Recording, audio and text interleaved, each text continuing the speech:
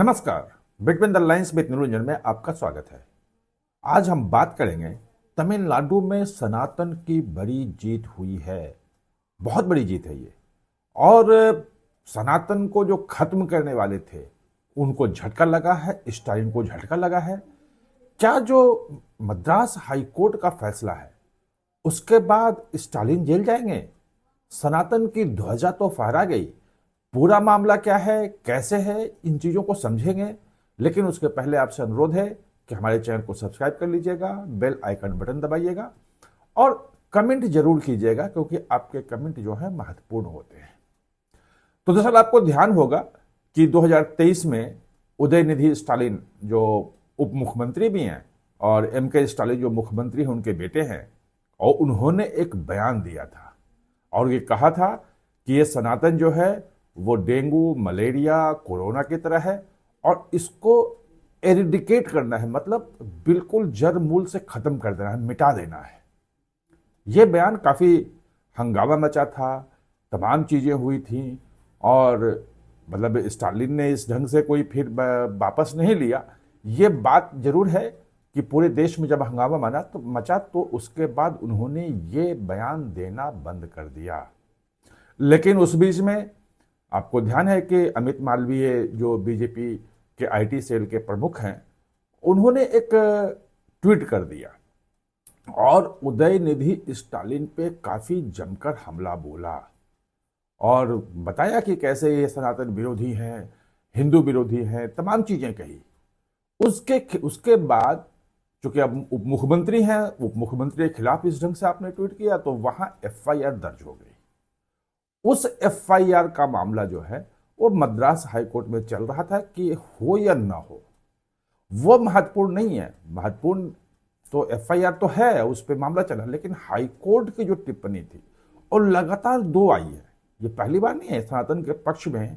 अभी 10 दिन पहले भी मद्रास हाईकोर्ट का फैसला आया था और आपको ध्यान होगा कि वो जो मदुरई में दीपोत्थम जो है, स्तंभ है दीप का, और वहां पे दीप जलाने की अनुमति दी थी जो 100 साल से वहां पे नहीं मिल रही थी अनुमति। और हाईकोर्ट ने कहा कि दीप जलाने की अनुमति देनी होगी और ये जो सरकार कह रही है कि लॉ एंड ऑर्डर खराब है, हो जाएगा और वहां पे जो सामाजिक जो है तनाव हो जाएगा, ये सब बहानेबाजी है रोकने के लिए।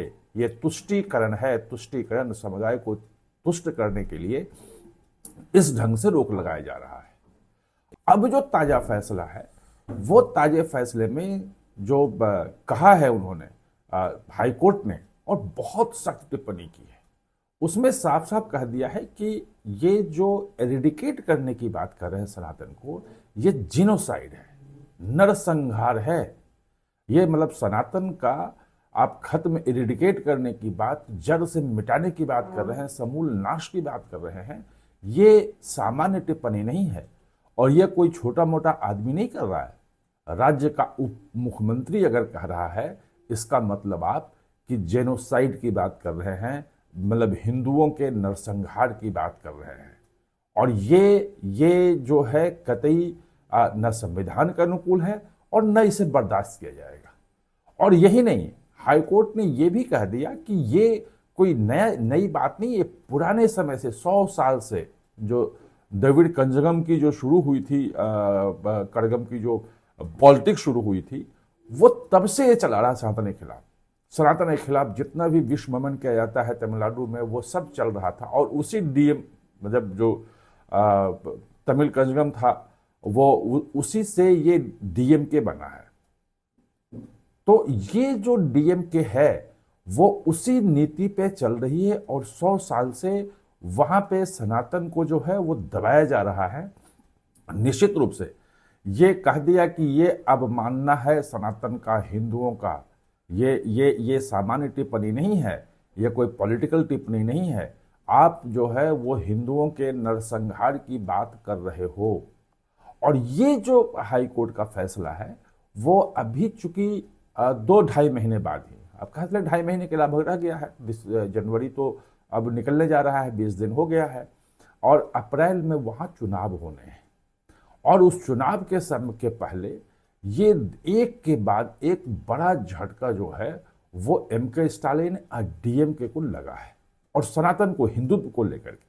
और हिंदुत्व की, मैंने आपको पहले बताया था कि हिंदुत्व की बयार वहां बहने लगी है।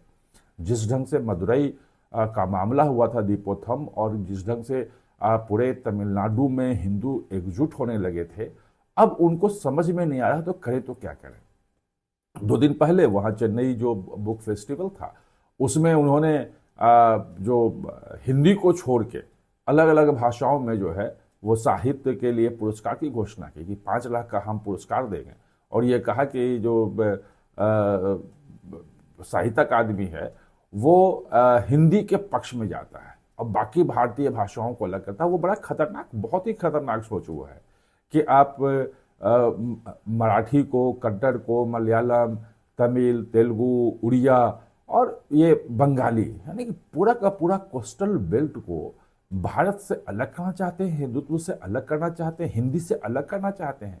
ये एक विभाजनकारी जो विचारधारा उनकी थी, और उसी विभाजनकारी में ये हिंदू विरोधी, सनातन विरोधी जो विचारधारा थी, जो 100 सालों से चली आ रही थी, अब हाईकोर्ट ने कह दिया है कि ये नहीं चलेगा।